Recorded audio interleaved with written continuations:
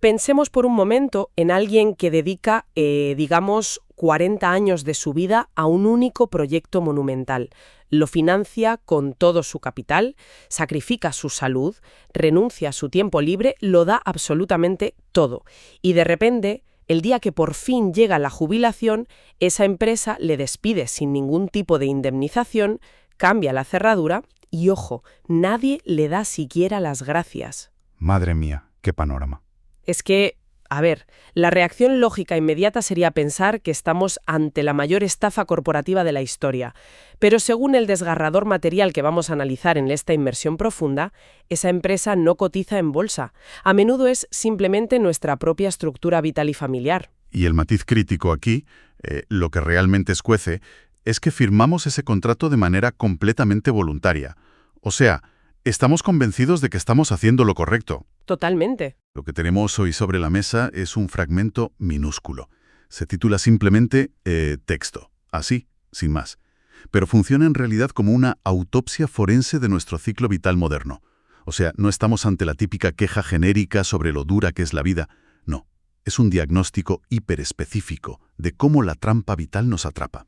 Vale, pues vamos a desgranar esto, porque para quienes nos escuchan hoy es muy probable que surja una especie de resistencia natural al oír esta premisa tan cruda. Claro, es lo normal.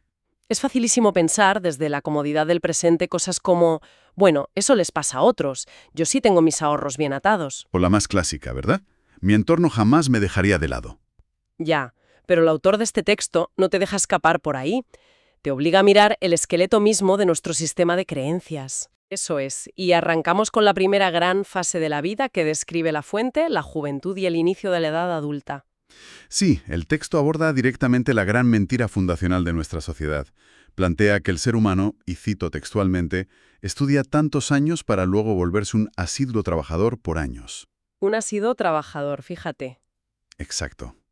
Hay que detenerse en esa linealidad porque es el contrato que todos firmamos a ciegas. La idea de que la educación es como un depósito de garantía. Inviertes tus primeras décadas estudiando bajo la promesa tácita de que luego la vida te devolverá estabilidad. Claro, pero es que ahí es donde el autor lanza el primer hachazo a esa narrativa, porque señala que durante todo ese enorme bloque de tiempo actuando como asiduo trabajador, el individuo en realidad no guarda nada. O sea, el texto dice claramente que no crea un fondo para su vejez. Así es. Y leyendo esto, se me viene a la cabeza una analogía. Es como subirse a una cinta de correr, de estas de gimnasio, donde el calentamiento dura años, que sería la etapa de estudio, Buena imagen. y una vez que empieza la carrera de verdad, la etapa laboral, uno corre y corre sin parar, sudando la gota gorda, pero sin avanzar ni un solo centímetro hacia ninguna meta real de seguridad financiera. Lo fascinante aquí es precisamente cómo el texto expone esa desconexión total, o sea, la desconexión entre el esfuerzo continuo y la recompensa final.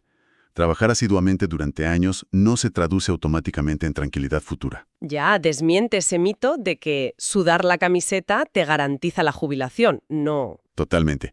Y el mecanismo psicológico detrás de eso es tremendo.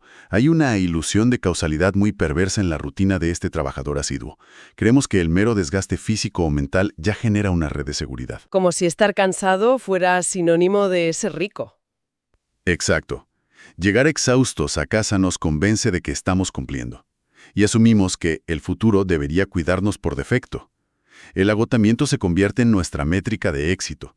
Confundimos el movimiento con el progreso real. Y claro, ese agotamiento crónico nos deja psicológicamente muy vulnerables. Porque el cerebro empieza a buscar recompensas rápidas para justificar tanto sacrificio diario. Y ahí es donde el texto nos mete en la segunda fase. Exacto. Aquí es donde la cosa se pone realmente interesante. Porque si no guarda nada, la pregunta obvia es ¿a dónde va a parar todo ese dinero que genera trabajando asiduamente? Pues el autor no se anda con rodeos. ¿Qué va? Lanza una acusación directísima. Dice que el trabajador lo derrocha todo por ser víctima del sistema llamado consumismo y por el ego personal. Y a ver, aquí quiero hacer un poco de abogada del diablo. A ver, dispara. Porque llamar a alguien víctima del sistema me suena, no sé, a quitarle un poco de agencia, ¿no? como a buscar una excusa fácil. Es como decir que la culpa de que me haya arruinado la tiene el escaparate luminoso de la tienda y no yo por sacar mi tarjeta de crédito y fundírmela. Ya, entiendo perfectamente esa lectura. Es una duda muy lógica. Pero fíjate bien en cómo el texto une ambas fuerzas. No dice solo consumismo, añade el ego personal. Cierto, menciona los dos. El autor no absuelve al individuo para nada. Al poner el ego personal en la ecuación, está describiendo una especie de reacción química entre un elemento externo y uno interno. O sea, la chispa y la gasolina. Exactamente. Si usamos una analogía mecánica, el sistema llamado consumismo es el motor acelerando a fondo. Te provee las tentaciones, la presión social, la estructura para gastar. Pero el ego personal es haber decidido, de manera consciente o inconsciente, cortar tú mismo los frenos de tu propio vehículo. ¡Ostras! Me gusta mucho esa imagen. O sea, el sistema no te obliga a punta de pistola a comprarte un coche que no te puedes permitir. Claro que no. Es que tú internamente has desactivado tu autodefensa porque tu ego te exige demostrarle a tu entorno que tantas horas de oficina sirven para algo visible. Ahí les has dado. El ego busca desesperadamente materializar ese agotamiento del que hablábamos antes. La tragedia es que ahorrar para el futuro es invisible. Ya te digo. Nadie te aplaude por tener un plan de pensiones bien fondeado. Exacto. Nadie ve tu cuenta de ahorro cuando caminas por la calle. Pero el consumismo te ofrece bienes tangibles que gritan, mirad, soy un trabajador de éxito. O sea, la falta de un fondo para la vejez no es un simple despiste contable. Es el daño colateral de perder una batalla psicológica diaria. ¡Qué barbaridad! Es una forma crudísima de entender en qué se nos escurre la vida. Pero, a ver, si nos quedáramos solo en el consumismo y los caprichos del ego, esto sería simplemente la historia de alguien que gestiona mal sus finanzas. Y el texto va mucho más allá. Va mucho más allá, sí. Da un giro que convierte todo esto en una tragedia griega, casi, porque revela que hay otro sumidero gigantesco de recursos, de tiempo y de energía vital, y es uno que nuestra cultura tiene absolutamente sacralizado. La propia familia. La familia, sí, que parece intocable. Y este es el punto que más ampollas levantan el análisis, estoy seguro, porque ataca directamente al núcleo de lo que, como sociedad, consideramos la moralidad intachable. Totalmente. Porque el autor detalla, con una precisión que parece de notario, todo lo que este trabajador dedica años en proveer a la familia. Da una lista muy específica. Sí, enumera comida, techo, salud, seguridad, educación y ropa. Prácticamente toda la pirámide de Maslow cubierta al milímetro, desde lo más básico como el techo hasta la educación. Y el desenlace de esta dedicación absoluta es que acaba enfermo y, textualmente, sin la familia. Es demoledor. Entonces, ¿qué significa todo esto? Porque esto es como ser los cimientos de una inmensa casa. Soportas el peso del tejado, de las paredes, de la educación de los niños. Pero si los cimientos se agrietan y nadie baja a reforzarlos, la casa entera se desmorona. Y al final, los cimientos se quedan ahí, solos en el barro. Es una analogía dura, pero muy precisa. Y si conectamos esto con el panorama general, la ironía es brutal, porque proveer todas esas cosas esenciales es un acto noble, nadie lo duda. Claro, nos lo venden como el amor definitivo. Pero el texto subraya una desconexión devastadora. El sacrificio total no garantiza la lealtad ni el acompañamiento en la etapa final de la vida. Terminar sin la familia, a pesar de haberlo dado todo, es el núcleo dramático de esta nota. Y yo me pregunto, ¿por qué? Porque la lógica básica te diría que si sostienes a un grupo proveyéndoles de todo, ese grupo desarrollaría una lealtad a prueba de bombas hacia Pi. Ya, pero es que el autor está señalando cómo confundimos el afecto con la utilidad.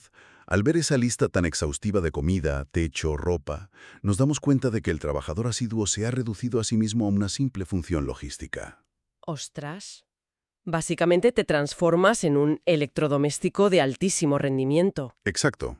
Eres el sistema de calefacción de la casa. Y claro, las utilidades se aprecian mucho mientras funcionan, pero cuando se estropean o cuando la casa ya no necesita tanta energía porque los hijos crecen, simplemente se reemplazan o se descartan. Me dejas de piedra. O sea, el trabajador dejó de ser una persona para ser un proveedor, y cuando caduca su función, su papel en la obra desaparece por completo. El vínculo emocional profundo que sobrevive a la carencia material. Se establece sin quererlo un amor puramente transaccional. Por eso termina sin la familia. No es una maldad inherente de ellos, es el resultado lógico de un rol que ya no da más de sí. ¡Qué fuerte! Esa metamorfosis de persona a herramienta desechable es terrorífica. Y fíjate cómo todos estos engranajes que hemos visto, el trabajo sin freno, el consumismo, el vaciamiento por la familia, desembocan inevitablemente en la etapa final que describe la fuente, el despertar abrupto en la vejez. El momento en el que se pasa la factura de todas esas décadas de golpe. El texto lo culmina diciendo que la persona acaba enfermó. Así, con tilde en la O en el original, por cierto. Acaba enfermó, sin nada. Y un día se da cuenta que no guardó nada para su vejez. A mí lo que más me impacta de esta parte es esa cualidad repentina. Ese un día se da cuenta. Sí, no hay transición. Claro, no dice que lo ve venir poco a poco. No es un declive donde te vas adaptando, es un choque frontal. Te despiertas un martes y ya estás viejo, enfermo y arruinado. Esto plantea una pregunta importante para quienes nos escuchan hoy. ¿Cómo puedes pasar 40 años en esa rueda de hámster, gastando en ropa, educación y caprichos, sin calcular tu propia ruina inminente? Parece imposible no verlo venir. Lo parece, pero evidencia el inmenso poder de la negación humana. Mirar de frente esa realidad habría requerido desmantelar todo tu sistema de vida, enfrentarte a tu ego y empezar a decir no a las demandas familiares. El ruido de estar siempre ocupado actúa como un aislante acústico contra la introspección. O sea, el trabajo paga las facturas y también paga tu propia ignorancia voluntaria, para no pensar. Totalmente. Y la irreversibilidad es absoluta. Cuando el cuerpo cede por la enfermedad, que es lo que cataliza ese despertar, ya no hay margen de maniobra. La enfermedad y la falta de recursos son el precio final de haber ignorado la necesidad de protegerse a uno mismo durante los años de trabajador asiduo. Es como si te hubieras pasado la vida entera firmando cheques en blanco para que otros construyan su casa, pensando que luego te darían las llaves de la tuya. Y cuando llegas, solo hay un descampado vacío. Es la quiebra existencial definitiva. Madre mía. Bueno, ha sido un viaje intensísimo a través de un texto cortísimo, pero denso como el plomo. Para ir cerrando y hacer un pequeño resumen, yo diría que esta fuente funciona como una advertencia brutal. Nos muestra el ciclo tóxico de estudiar, trabajar sin parar, dejarse llevar por el consumismo y vaciarse por la familia para al final descubrir que te has quedado en cero en la vejez. Es un desmantelamiento en toda regla de la fábula del sacrificio incondicional que siempre nos han vendido. Exacto. Es una bofetada de realidad tremenda para cualquiera que viva en piloto automático. Y, si me permites, basándome en este panorama tan crudo, me gustaría despedir este análisis dejando una idea en el aire para las mentes curiosas que nos acompañan hoy. Por supuesto. Adelante. Si el texto nos advierte que entregarlo todo para mantener a la familia y caer en el consumo nos deja solos, sin familia y enfermos en la vejez, la pregunta sería, ¿no será que el verdadero acto supremo de responsabilidad y amor hacia una familia no es darlo todo hasta vaciarse, sino asegurar primero el propio futuro para no convertirse jamás en una carga para ellos? ¡Uf! ¡Qué giro! Convertir la protección de uno mismo, que siempre se tacha de egoísmo, en el acto definitivo de cuidado y respeto hacia los tuyos. Es una de esas ideas que te obligan a darle una vuelta a todo tu plan de vida. Desde luego que sí. Pues con esa reflexión tan potente nos despedimos por hoy. Muchísimas gracias a todas las personas que han sintonizado para diseccionar estas líneas con nosotros. Les animamos a seguir cuestionando ese piloto automático vital que solemos dar por sentado. Hasta la próxima inversión.